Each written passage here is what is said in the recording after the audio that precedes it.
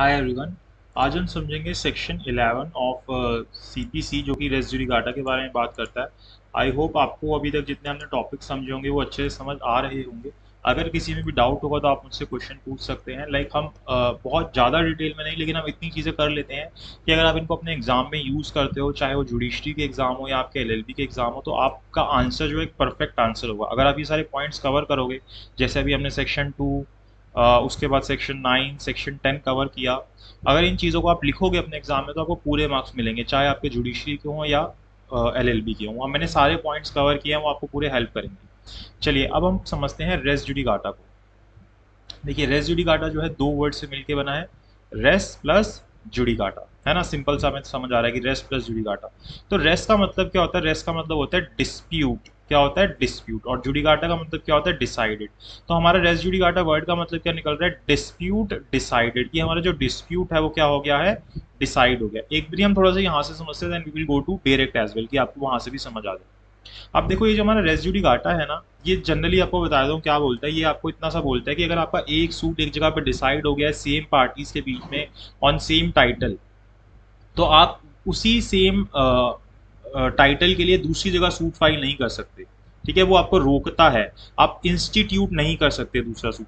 वहीं रेस्ट सब जुडाइज क्या कर रहा था? आप सूट तो इंस्टीट्यूट कर पा रहे थे, यानी कि जब एक जगह कोई केस चल रहा था उसके बाद आप दूसरी जगह केस फाइल कर रहे थे उसी दौरान, लेकिन वो उसके अंदर स्टे लगा दे रहा था। ये क्या कर रहा है? आपको दूसरा सूट फाइल नहीं करने दे रहा, और यहाँ पे पहले वाला केस डिसाइड हो चुका है। रेस्ट सब जुडाइज में कभी केस डिसाइड हुआ नहीं था, वो चल रहा था, है ना। यहाँ पे क्या हो गया कि केस डिसाइड हमारा हो चुका है। अब उसी चीज सेम चीज के लिए आप दूसरी जगह केस फाइल कर रहे हो या सेम कोर्ट में फाइल कर रहे हो, तो आपके पास स्टे लग जाएगा, सॉरी आपको केस जो है वो नहीं करने दिया जाएगा। ऐसा क्यों किया गया है? वही सेम बात आ जाती है कि जैसे हम सीआरपीसी में देखते हैं, हमारे कॉन्स्टिट्यूशन में देखते हैं कि एक पर्सन के ऊपर या एक चीज के लिए आप दो बारी केस नहीं कर सकते। सीआरपीसी में भी देखते हैं ना, सेक्शन 300 के अंदर वही चीज है यहाँ पे। तो ऑब्जेक्ट क्या है यहाँ पे हमारा? नैनो डेट बिस वेक्सरी प्रो उना इट एडम कॉजा, यानी कि no man should be vexed twice for the same offence. की एक बारी जो चीज हो गई है उसके लिए उसके ऊपर दोबारा से हमें केस नहीं चलाना है, उसको दो बारी सजा नहीं देनी है। देन दूसरा हमारा ऑब्जेक्ट क्या आता है? इंटरेस्ट रिपब्लिके उटसिट फिनिस लिटियम, मतलब कि it is in the interest of state that there should be an end to litigation. की ये जो है स्टेट के इंटरेस्ट के अंदर है कि जो लिटिगेशन है वो एंड होनी चाहिए। क्यों? क्योंकि जो स्टेट है उसके एक्सपेंसेस हो रहे हैं, कोर्ट को हायर कर रखा है, इतनी बड़ी प्रेमाइसिस घेरी हुई, तो it is in the interest of state की एक तो चीजें फिर शांत होंगी, लिटिगेशन खत्म होगा। देन थर्ड आता है रेस जुडिकाटा प्रो वेक्सिटी ऑक्यूपेचर, यानी कि जो जुडिशियल डिसीजन होता है must be accepted as correct. कि जो जुडिशियल डिसीजन है उसको कैसे एक्सेप्ट करना है? एज ए करेक्ट एक्सेप्ट करना है कि वो सही है। अदरवाइज अगर आप जजेस के डिसीजन को सही नहीं मानोगे तो आप जुडिशरी के ऊपर डाउट कर रहे हो। तो यहाँ पे एक इसके ये तीन ऑब्जेक्टिव है कि क्यों हमें एक बार अगर सूट डिसाइड हो गया तो दोबारा से अलाउ नहीं होना चाहिए। जैसे अगर आपको एग्जांपल दूं, मान लो ए ने बी के ऊपर सूट किया, किस चीज के लिए? ब्रीच ऑफ कॉन्ट्रैक्ट के लिए, डैमेजेस मांगे उसने। तो यहाँ पे अगर इसी ग्राउंड के ऊपर क्या कर रहा है? इसी ग्राउंड के ऊपर वो क्या कर रहा है? दोबारा से सूट कर रहा है ए बी के ऊपर, दोबारा से ये कह रहा है कि तू मुझे damages they breach of contract के लिए, तो यहाँ पे इसको बार कर दिया जाएगा। क्या कर दिया जाएगा? Bar, as per section 11 of CPC. उसके ऊपर रेस जुडिकाटा लग जाएगा कि आप एक बार ही अपना केस डिसाइड कर चुके हो, फाइनली हियर हो गया पूरा। Now you can not again file your case and decide it again. तो आपके पास एक बार ही हो गया तो बार बार कोर्ट मत आइए। अब यहाँ पे ना 5 कंडीशंस होती हैं कि जब हम सेक्शन को भी रीड करोगे आपको एक कंडीशन मिलेंगी। सबसे पहली बात, matter in issue directly and substantially in issue, यानी कि जो आपका मैटर इन इशू है, यानी कि अगर आपका ए के साथ बी डिफेंडेंट के साथ एक सूट हुआ था, इसके अंदर अगर आपका रेंट के ऊपर सूट हुआ है ना, तो यहाँ पे अगर आप दोबारा से ए अगर बी के ऊपर रेंट के लिए ही सूट कर रहा है तो वो क्या हो जाएगा? Directly and substantially in issue हो जाएगा। यानी कि जो पहले मेन बात थी जिसके ऊपर पहले सूट हुआ था डिसाइड करने के लिए, उसी बात के लिए दोबारा नहीं होना चाहिए। हाँ, अगर वो उसके अलावा होता, मेन इशू के अलावा होता, ठीक है, सेकेंडरी होता। जैसे कि मान लो यहाँ पे रेंट के लिए सूट हुआ था, यहाँ पे साथ में ये क्वेश्चन भी राइज हो गया, बी बोलता है कि नहीं रेंट तो छोड़ो, पहले ये जो लैंड है, ये जो लैंड है इसका एरिया जो बताया गया है वो ज्यादा है जबकि ये कम बोल रहा है। तो ये क्या है? Secondary question. अगर इसके लिए दोबारा से सूट किया जाता है तो वहां पे रेस जुडिकाटा नहीं होगा, क्योंकि ये जो क्वेश्चन था प्रीवियस सूट के अंदर डायरेक्टली एंड सब्सटेंशियली इशू नहीं था, ये सेकेंडरी क्वेश्चन था। वहां पे प्राइमरी क्वेश्चन क्या था? रेंट। तो रेंट के लिए आप दोबारा से सूट नहीं कर सकते। तो डायरेक्टली एंड सब्सटेंशियली का मतलब यही होता है, इमीडिएटली, बहुत इंपॉर्टेंट जो था, नेसेसरी था पिछले सूट के अंदर, तो वो क्या था? रेंट था। ठीक है, देन सेम पार्टीज होनी चाहिए, यानी कि अगर ए और बी के बीच में अगर पहला सूट हुआ था तो दूसरा सूट भी ए और बी के बीच में ही होना चाहिए। ये नहीं कि ए और सी के बीच में अगर दूसरा सूट हो रहा है तो वहां पे भी आप कर दोगे। देन सेम टाइटल होना चाहिए, जिस चीज के लिए पहले प्रॉपर्टी की जा रही थी कि पोजीशन के लिए की जा रही है, तो ये सेकंड वाला सूट भी पोजीशन के लिए ही किया जाना चाहिए। देन कॉम्पिटेंट कोर्ट ने उसको ट्राई किया हो, यानी कि जिस कोर्ट ने उसको ट्राई किया था वो कोर्ट क्या था, कॉम्पिटेंट था, उसके पास जुरिस्डिक्शन थी उस केस को डिसाइड करने की, जो हम सेक्शन 9 के अंदर भी देखते हैं। ठीक है। Then heard and finally decided, जो केस है वो पूरी तरीके से सुन लिया गया और फाइनली डिसाइड हो गया। ऐसा नहीं कि बीच में हो गया हो, जैसे आप क्या करते हो, वो कर देते हो, कंसर्न डिक्री पास कर देते हो। कंसर्न डिक्री है तो कंसर्न डिक्री को क्या होगा, हियर्ड एंड फाइनली डिसाइडेड नहीं है, तो यानी कि उसके ऊपर रेस जुडिकाटा अप्लाई नहीं होगा। कंसर्न डिक्री में दोनों पार्टीज को सुना गया था, मतलब दोनों पार्टी ने अपने आप में कॉम्प्रोमाइज किया और वहां पे डिक्री पास कर ली, तो वहां पे नहीं होगा ये चीज। तो देखो मैटर इन इशू क्या है, मैटर इन इशू तीन चीजों से रिलेटेड हो सकता है, फैक्ट से, लॉ से and mix question of fact and law से। तो देखो फैक्ट के लिए तो हमारी बात पक्की है कि हम दोबारा से सूट फाइल नहीं कर सकते, और मिक्स क्वेश्चन ऑफ फैक्ट के लिए भी पक्की है। लेकिन लॉ के लिए कोर्ट ने बोला था कि मथुरा प्रसाद का केस आता है सुप्रीम कोर्ट का, लॉ ने बोला था कि जो हमारा लॉ होता है उसके ऊपर भी वैसे जनरली अप्लाई नहीं होगा, लेकिन जहाँ पे प्योर क्वेश्चन हो जाएंगे वहां पे हमारा रेजिजुगाटा अप्लाई नहीं होगा, जनरली अप्लाई होगा, अदरवाइज जहाँ पे प्योर क्वेश्चन ऑफ लॉ होंगे वहां पे अप्लाई नहीं होगा। इस केस को आप डिटेल में पढ़ सकते हैं, मथुरा प्रसाद के केस। तो right litigated between the parties, जो भी उनके बीच में जो राइट लिटिगेटेड हुए थे पार्टीज के बीच में, वो हम क्या बोलेंगे कि मैटर इन इशू है। ठीक है। मैटर इन इशू क्या था हमारा, जो डायरेक्टली एंड सब्सटेंशियली होना चाहिए सेम प्रीवियस और इस वाले सूट के अंदर, वो क्या होना चाहिए, जो भी राइट लिटिगेटेड किए गए थे। जैसे मैंने आपको एग्जांपल दिया था रेंट का, तो वहां पे रेंट का राइट लिटिगेट किया गया था ना, तो वही चीज है। Then directly and substantially in issue होना चाहिए, जैसे रेंट का एग्जांपल मैंने आपको दिया था। अब ये जो directly and substantially in issue है ना, ये एक्चुअल भी हो सकता है और कंस्ट्रक्टिवली भी हो सकता है। आप इनको नोट डाउन कर सकते हो और अपने एग्जाम में लिख सकते हो, आपको पूरे मार्क्स मिलेंगे, I am sure for that. अब एक्चुअल जो होता है, एक्चुअल रेस जुडिकाटा कहाँ पे होता है, जहां पे सूट एक्चुअल में फाइल हुआ होता है। ठीक है। जैसे आपको केस देखने को मिलेगा हंसराज गुप्ता वाला, जो मैंने आपको सेक्शन 9 वाले में भी बताया था कि सूट होता क्या है। हंसराज गुप्ता वाले केस के अंदर बताया था कि कोई भी सूट को हम सिविल सूट तब बोलते हैं जब वो प्लेंट के ऊपर स्टार्ट होता है। प्लेंट दो तरीके की बताई थी मैंने आपको, एक नॉर्मल होती है और एक स्टैट्यूटरी प्लेंट होती है। तो एक बार सेक्शन 9 को प्लीज देखिएगा, आपको बहुत हेल्प होगी। ठीक है। तो जो नॉर्मली सूट स्टार्ट होते हैं तो उनको हम एक्चुअल कंस्ट्रक्टिव, उसके अंदर एक्चुअल रेस जुडिकाटा लगता है, यानी कि ए ने बी के ऊपर सूट किया था, जैसे मैंने आपको रेंट के लिए एग्जांपल दिया था। देन अगर अगेन ए जो है बी के ऊपर रेंट के लिए सूट कर रहा है, तो यहाँ पे क्या है, एक्चुअल है कि रेंट ही मांगा गया था और यहाँ पे भी रेंट ही मांग रहा है। ठीक है। तो ये क्या हो जाएगा, एक्चुअल हो जाएगा। जो चीज एक्सप्रेसली जो ग्राउंड यहाँ पे लिया था वही ग्राउंड सेकंड सूट के अंदर भी ले रहा है। लेकिन कंस्ट्रक्टिव के अंदर क्या होता है, ये आपको ना एक्सप्लेनेशन 4 के अंदर मिलेगा, जिसके अंदर वर्ड आपको मिलेगा माइट एंड आउट। क्या वर्ड मिलेगा, might and out. Might and out का मतलब होता है कि कोर्ट ये मानता है कि आपको अगर कोई ग्राउंड्स बनते थे जो आपने पिछले सूट के अंदर नहीं लिए, और आपको पता था कि मेरे पास ये ग्राउंड्स है और वो आपको लेने चाहिए थे, अगर आपने नहीं लिए तो उन ग्राउंड्स के बेसिस पे भी आप सूट फाइल नहीं कर सकते। यानी कि आपको एक एग्जांपल देता हूं, मान लो कि ए जो है उसको ना, यहाँ पे स्पेस है नहीं, रुको,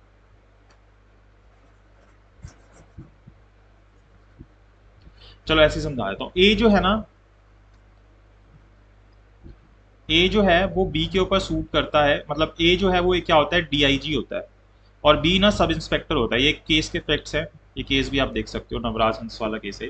तो यहाँ पे डीआईजी जो है ना, इस सब इंस्पेक्टर को हटा देता है पोस्ट से। तो ये जो सब इंस्पेक्टर होता है ये हाई कोर्ट जाता है और बोलता है मेरे साथ नेचुरल जस्टिस नहीं हुई, मेरे को हटा दिया गया।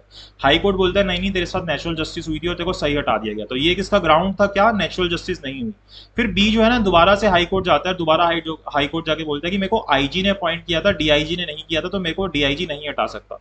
तो ये इसका एक और ग्राउंड हो गया। तो हाई कोर्ट यहाँ पे बोलता है कि तेरे को ये बात तब भी पता थी जब तू पहले आया था, जब बोल रहा था तेरे साथ नेचुरल जस्टिस नहीं हुई, तब तेरे को ये बात पता थी ना। तो यानी कि तेरे ऊपर कंस्ट्रक्टिव रेस जुडिकाटा लग जाएगा कि जो ग्राउंड तेरे को पहले भी पता थे वो ग्राउंड के ऊपर तू दोबारा से सूट नहीं कर सकता। जितने ग्राउंड तेरे को पता थे वो सब एक साथ लेके आता, अगर नहीं लेके आएगा तो कंस्ट्रक्टिव रेस जुडिकाटा लग जाएगा, उस ग्राउंड के बेसिस पे दोबारा से सूट नहीं किया जा सकता। यही होता है हमारा कंस्ट्रक्टिव रेस जुडिकाटा। कोई डाउट होगा कमेंट कीजिएगा। देन पार्टीज जो है सेम होनी चाहिए। सबसे पहले पार्टीज कौन होती है, person whose name appear on the record of the record at the time of decision. जब डिसीजन आ रहा है उस वक्त जिन भी लोगों का नाम अपीयर हो रहा है ना प्लेंट के ऊपर या डिसीजन के ऊपर, प्लेंट डिसीजन के ऊपर, उनको हम क्या बोलेंगे, पार्टीज टू द सूट बोलेंगे कि वो पार्टीज है। और वो इंटरेस्टेड होनी चाहिए उस सूट के अंदर। कोई भी जो लोग इंटरेस्टेड है वो सारे पार्टीज माने जाएंगे। तो सेम पार्टीज होनी चाहिए जिनके बीच में पहले सूट हुआ था। जो प्लेंटिव डिफेंडेंट है वो इंटरेस्टेड पार्टीज होती हैं, तो वही जो प्लेंटिव डिफेंडेंट है वो दोबारा से आपस में सूट नहीं कर सकते, उनको हम सेम पार्टीज बोलेंगे। अच्छा, क्या को डिफेंडेंट के ऊपर भी एप्लीकेबल होगा, उनको भी हम सेम पार्टीज बोल देंगे या को प्लेंटिफ को भी बोल देंगे? तो अगर ये चार कंडीशन होती है तो उनके ऊपर भी एप्लीकेबल हो जाएगा। मतलब कि उनके बीच में कॉन्फ्लिक्ट ऑफ इंटरेस्ट था को डिफेंडेंट के बीच में भी। जैसे आपको एग्जांपल देता हूँ, मान लो कि ए ने एक विल के बेसिस पे अपने तीनों भाइयों से सूट मांगा था, मतलब हिस्सा मांगा था कि भाई ए, मेरे जो फादर है उन्होंने लिखा था कि एक चौथाई हिस्सा मेरे को मिलना चाहिए या वन थर्ड हिस्सा मेरे को मिलना है, बाकी आप लोग अपने तीनों में बांट लो। तो यहाँ पे क्या है कि इनका इंटरेस्ट क्या है, कन्फ्लिक्ट ऑफ इंटरेस्ट इन तीनों का भी है आपस में, जितने डिफेंडेंट है ना उनका भी कन्फ्लिक्ट ऑफ इंटरेस्ट है। Then necessity to give relief, और इनको अगर डिसाइड करना है, अगर इस सूट को डिसाइड करना है तो इन तीनों को भी आपस में रिलीफ देना पड़ेगा, जो प्रॉपर्टी है इनको भी बांटनी पड़ेगी। और ये जो केस है इनका, ये फाइनली डिसाइड हो जाना चाहिए। एंड ये सभी लोग नेसेसरी एंड प्रॉपर पार्टीज होनी चाहिए। नेसेसरी एंड प्रॉपर पार्टीज कौन से होते हैं? नेसेसरी पार्टीज वो होती है जिनके बिना फाइनल डिस्पोजल नहीं हो सकता सूट का, और कोई आप डिग्री भी पास नहीं कर सकते उसके अंदर, और इंटरिम डिग्री भी पास नहीं कर सकते। और प्रॉपर पार्टीज वो होती हैं कि आप नॉर्मल डिग्री तो पास कर लोगे, नॉर्मल ऑर्डर्स तो दे दे, लेकिन उनके बिना जो सूट है वो डिस्पोज ऑफ नहीं हो पाएगा। तो ये जो है सारे क्या है, नेसेसरी पार्टीज हैं, यानी कि अब इनके ऊपर ये जो बी सी डी है इनके ऊपर भी क्या एप्लीकेबल होगा, रेस जुडिकाटा अप्लाई होगा। वो सेम चीज के लिए यहाँ पे सूट नहीं कर सकते। तो को प्लेंटिफ या को डिफेंडेंट के ऊपर भी एप्लीकेबल हो जाता है। कब होता है? अगर ये कंडीशंस पूरी होती है। इनको नोट डाउन कर लेना, आप अपने एग्जाम में लिखोगे, आपको पक्का इसके अंदर अच्छे मार्क्स मिलेंगे। देन इंटरवीनर कौन होता है? इंटरवीनर वो व्यक्ति होता है जो सूट के शुरुआत के वक्त तो था नहीं उसके अंदर पार्टी, लेकिन जब सूट चल रहा था उस दौरान वो कहीं पे बीच में आ गया। तो यानी कि इंटरवीनर के लिए भी डिसीजन आएगा, जो बीच में आ गया था उसके अंदर पार्टी बन गया था, तो यानी कि रेस जुडिकाटा जो है इंटरवीनर के ऊपर भी एप्लीकेबल होगा। देन क्वेश्चन राइज होता है, क्या रेस जुडिकाटा परफॉर्मा डिफेंडेंट के ऊपर एप्लीकेबल होगा? तो यहाँ पे हमारा आंसर होगा नो, कि परफॉर्मा डिफेंडेंट के ऊपर रेस जुडिकाटा अप्लाई नहीं होगा। परफॉर्मा डिफेंडेंट कौन होता है? जो कि डिफेंडेंट तो बनाया जाता है लेकिन उससे कोई रिलीफ नहीं मांगा जाता। जैसे यहाँ पे बी सी डी डिफेंडेंट बना दिए गए लेकिन सी से कोई रिलीफ मांगा नहीं गया, तो यहाँ पे क्या है, परफॉर्मा डिफेंडेंट है। तो इसके अगेंस्ट तो कोई डिसीजन आया नहीं है, तो यानी कि इसके ऊपर जो है रेस जुडिकाटा अप्लाई नहीं होगा। देन क्वेश्चन राइज होता है कि क्या रिप्रेजेंटेटिव सूट के अंदर रेस जुडिकाटा अप्लाई होता है? तो रिप्रेजेंटेटिव सूट हमें ऑर्डर 1 रूल 8 के अंदर दिया गया। अभी हम ऑर्डर 1 को समझेंगे इससे आगे आने वाली क्लासेस के अंदर। तो वहां पे हमें क्या कंडीशंस होती हैं वो सारी दी गई है कि ये कंडीशन पूरी होनी चाहिए तो हमारा रिप्रेजेंटेटिव सूट होता है। तो क्या रिप्रेजेंटेटिव सूट पे रेस जुडिकाटा अप्लाई होता है? यानी कि रिप्रेजेंटेटिव सूट में होता है कि एक पर्सन जो है बहुत सारे लोगों को रिप्रेजेंट कर रहा होता है, 50-100 इन सबको रिप्रेजेंट कर रहा होता है, तो कोर्ट परमिशन देता है तो रिप्रेजेंटेटिव सूट अलाउड हो जाता है। तो अगर ये जो डिसीजन आ गया जिसके अंदर एक पर्सन ने सबके बेसिस पे केस को देखा था और डिसाइड हुआ था, तो क्या उन सब लोगों के ऊपर भी रेस जुडिकाटा अप्लाई हो जाएगा?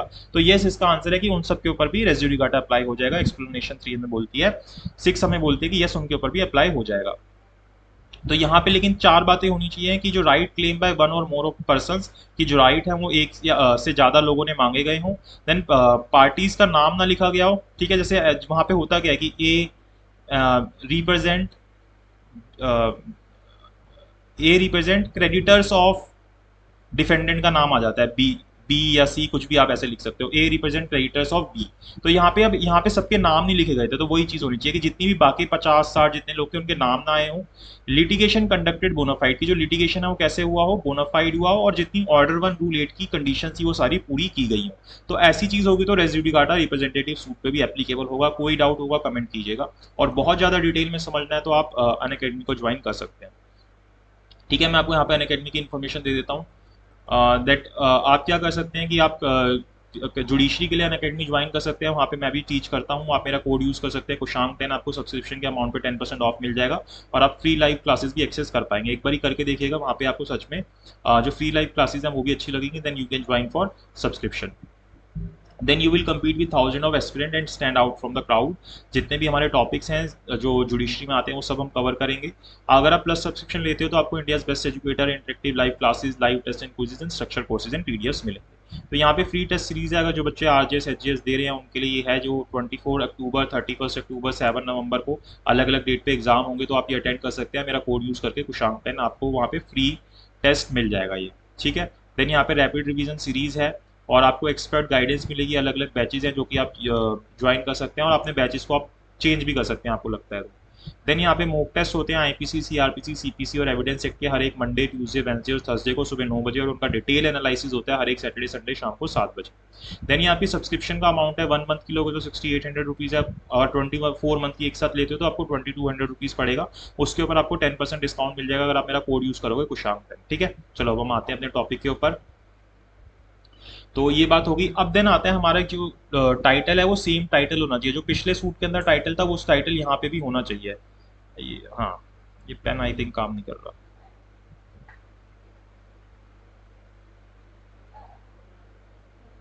ठीक है, तो सेम टाइटल होना चाहिए, means that demand should be of same quality in second suit as was in the first suit. जैसे फर्स्ट सूट के अंदर मांगा गया था वही सेम चीज सेकंड सूट में भी मांगी जा रही हो। यानी कि अगर ए ने बी के ऊपर सूट किया था ये बोलते हुए कि इस प्रॉपर्टी का पोजीशन मुझे दे दो क्योंकि इसके अंदर मेरा टाइटल है, और उसका सूट जो है डिसमिस हो जाता है, देन वो अगेन सूट करता है बोल के कि मेरा इस प्रॉपर्टी के ऊपर एडवर्स पोजीशन है, इसलिए मुझे इस प्रॉपर्टी का पोजीशन दे दो, तो यहाँ पे उसके ऊपर बार हो जाएगा। क्यों? क्योंकि उसने सेम टाइटल मांगा है, सेम चीज मांग रहा है, वो पोजीशन मांग रहा है। तो यहाँ पे जो उसका सूट है वो बार हो जाएगा, उसके ऊपर रेजिड्यू काटा लग जाएगा। देन जिस कोर्ट ने उसको देखा हो वो कॉम्पिटेंट कोर्ट हो, जिस केस में भी वो कोर्ट में भी वो डिसाइड हुआ हो वो कॉम्पिटेंट कोर्ट हो, जो हमें सेक्शन 9 के अंदर बताया गया, और एक्सप्लेनेशन 8 भी हमें यही बात बताती है।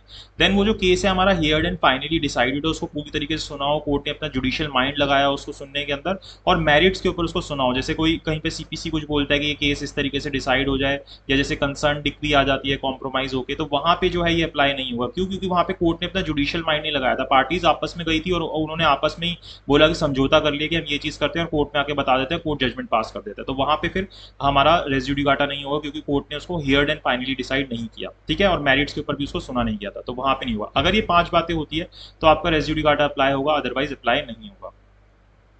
देन अगर मान लो आपने अपने सूट के अंदर रिलीफ, दो रिलीफ मांगे थे, आपने रेंट का रिलीफ भी मांगा था और साथ में पोजेशन भी मांगा था। अगर मान लो कोर्ट ने जब डिक्री दी इनमें से कोई भी एक रिलीफ को छोड़ दिया, नहीं आंसर किया, तो यहाँ पे ये मान लिया जाएगा कि आपको रिलीफ ग्रांट नहीं हुआ है। एक्सप्लेनेशन 5 ये बोलता है, ये मान ली जाएगी, ये नहीं कि आप उसके लिए दोबारा से सूट करने लग जाओगे। और यहाँ पे ऑर्डर टू रूल 2 को भी ध्यान रखना। ऑर्डर टू रूल 2 हमें बोलता है कि जितने भी आपके रिलीफ है आपको एक बारी में मांगने हैं, आप दोबारा से रिलीफ के लिए सूट नहीं कर सकते। देखो रेजिड्यू काटा ग्राउंड की बात कर रहा है कि आपको ग्राउंड के लिए एक बारी सूट करना है, कि जितने ग्राउंड है एक बारी में मांग लो। ऑर्डर टू रूल 2 क्या कह रहा है? जितने रिलीफ है वो एक बार में मांग लो। तो ये रिलीफ के लिए रोकता है और ये ग्राउंड्स के लिए रोकता है, ये डिफरेंस याद रखना। देन एग्जीक्यूशन प्रोसीडिंग के ऊपर भी हमारा रेजिड्यू काटा अप्लाई होता है, एक्सप्लेनेशन 8 बोलती है, जो अमेंडमेंट के बाद ऐड हुई थी। देन यू हैव राइट कि आप अपने इस रेजिड्यू काटा के राइट को वेव कर सकते हो, वो आपके पास राइट अवेलेबल होता है। Then this is mandatory in nature, ये प्री का क्वेश्चन है, ये प्री में पूछा जाता है कि रेजिड्यू काटा किस नेचर का है, तो आपको याद रखना है ये मैंडेटरी नेचर का है। Then res judicata and stair डिसाइज में डिफरेंस होता है। रेजिड्यू काटा जो होता है वो पार्टीज के ऊपर एप्लीकेबल होता है कि वो नेक्स्ट सूट फाइल नहीं कर सकती, लेकिन स्टेयर डिसाइज क्या होता है? प्रेसिडेंट होते हैं, जैसे सुप्रीम कोर्ट, हाई कोर्ट के डिसीजन आते हैं और वो सबके ऊपर एप्लीकेबल हो जाते हैं, रैम के ऊपर एप्लीकेबल हो जाते हैं। ठीक है, ये पर्सोनम होते हैं, वो रैम के ऊपर होते हैं, सबके ऊपर एप्लीकेबल हो जाते हैं ये। जैसे जितने भी प्रेसिडेंट होते हैं कि हाई कोर्ट का आया तो अपनी स्टेट के अंदर जितने भी केसेस चलेंगे उनके ऊपर एप्लीकेबल होगा। रेजिड्यू काटा में ऐसा नहीं होता, सेम पार्टीज के ऊपर जो हमने कंडीशन पढ़ी थी उसके लिए होता है। देन एस्टॉपल जो होता है सेक्शन 115 ऑफ एविडेंस एक्ट के अंदर आता है, और रेजिड्यू काटा हमारा सेक्शन 11 के अंदर आता है। दोनों के बीच में डिफरेंस होता है, सेक्शन 115 एंड इसके बीच में 11 के बीच में, ये हमारा सीपीसी के अंदर आता है। देखो ये एक्ट ऑफ पार्टीज के ऊपर होता है, ये एक्ट ऑफ कोर्ट के लिए होता है, कोर्ट को रोक देता है। ये क्या करता है? पार्टीज को रोकता है, पार्टीज के एक्शन के कारण होता है। देन इसके ऊपर डॉक्ट्राइन ऑफ इक्विटी एप्लीकेबल होता है कि आप जो है एक बार एक बात बोल रहे हो, दूसरी बार दूसरी बात नहीं बोल सकते। ये क्या है? पब्लिक पॉलिसी पे है कि पब्लिक पॉलिसी क्या बोलती है, जो हमने ऑब्जेक्टिव पढ़े थे रेजिड्यू काटा कि एक बार सूट हो गया तो उसको बार बार आपको नहीं चलाना।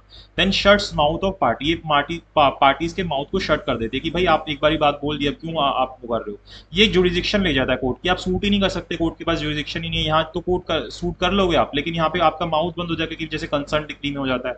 लेकिन रेजिड्यू काटा में क्या होता है कि कोर्ट के पास जुरिडिक्शन ही नहीं होती। तो ये क्या कर रहा है? आपको क्या वो रोक रहा है कि एक बारी आपने एक चीज बोली और दूसरी बारी दूसरी चीज बोल रहे हो, तो ये आपको उस चीज से रोक रहा है कि आप एक ही चीज पे रहो, बार बार अपनी बात चेंज मत करो। और ये क्या कह रहा है कि आप सेम चीज को दो बारी नहीं बोल सकते। ये क्या कह रहा है? एक बारी बोल दिया तो शट डाउन, मतलब शट अप, की चुप हो जाओ, मत बोलो। ये क्या बोल रहा है? बार बार एक बात को मत बोलो, दो बारी रिपीट मत करो। रेजिड्यू काटा ये बोलता है। तो ये दोनों डिफरेंस होते हैं एस्टॉपल एंड रेजिड्यू काटा के बीच में।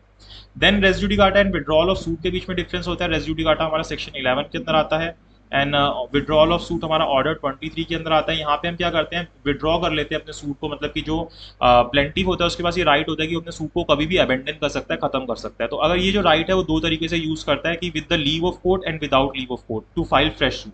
अगर वो लीव ऑफ कोर्ट नहीं लेता तो फिर वो नया सूट फाइल नहीं कर सकता, और अगर वो लीव ले लेता है तो फिर उसके पास ये राइट रहता है कि वो फ्रेश सूट अप्लाई कर सकता है। तो यहाँ पे उसके ऊपर रेजिड्यू काटा अप्लाई नहीं होता। जहाँ पे वो परमिशन नहीं लेता कोर्ट से रूल 1 के अंदर ही, वहां पे उसके ऊपर रेजिड्यू काटा अप्लाई हो जाता है।